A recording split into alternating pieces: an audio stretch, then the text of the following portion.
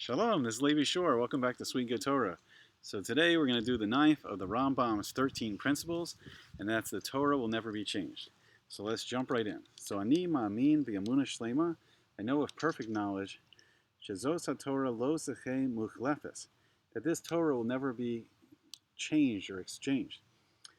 So v'lo zechei Torah acheres me'etz habora yisbarach shemo, and that there will never be another Torah given by God, given by the Creator. So we go to the song the Yigdal to get a little bit of more information. And it says, Lo yachalif hakel, that God will not replace, V'lo yamir daso, and he will not change his law. So this is la'olamim lazulaso.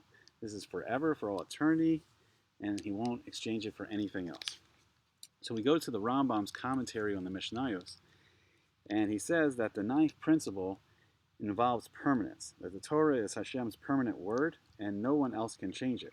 Nothing can be added to or subtracted from either the written Torah, the Torah Shebichsav, or the Torah Sheba'al Peh, the oral Torah.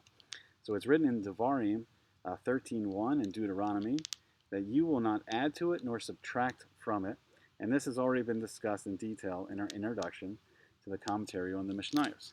And we're getting help today from Rabbi Aryeh Kaplan on his book on the Ani Ma'amin. And we're going to go to the Yesodei HaTorah, the Rambam's, the Mishnah Torah, and these are the foundations of the Torah.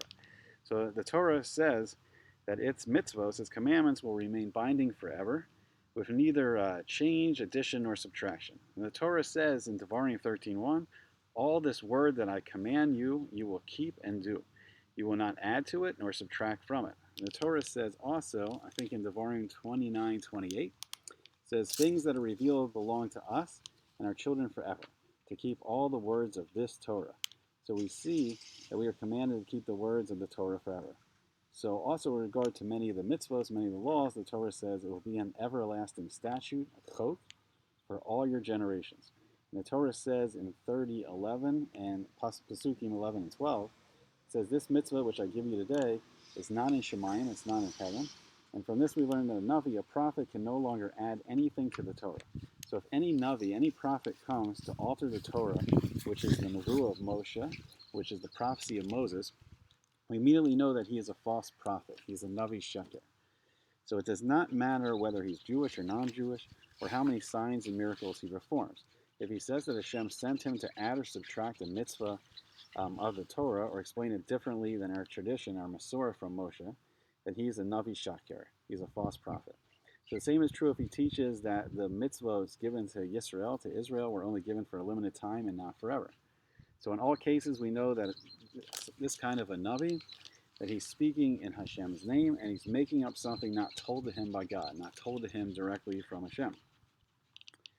So Hashem told Moshe that this mitzvah is for us and for our children forever, that the whole Torah is for us and for our children forever. And the Torah says in Bamidbar, in Numbers 23:19, it says that God is not a man that he should speak falsely. So one may then wonder what Hashem meant when he told Moshe in Devarim 18:18. He said, I will raise up a Navi like you from among your brothers. So the truth is that such a Navi will not be sent to start any new religion. A Navi only comes to command us to keep the Torah and warn people who violate it.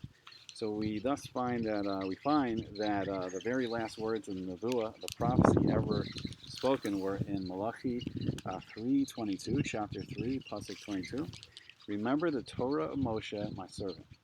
So a Navi may likewise come to tell us things that have nothing at all to do with the mitzvahs.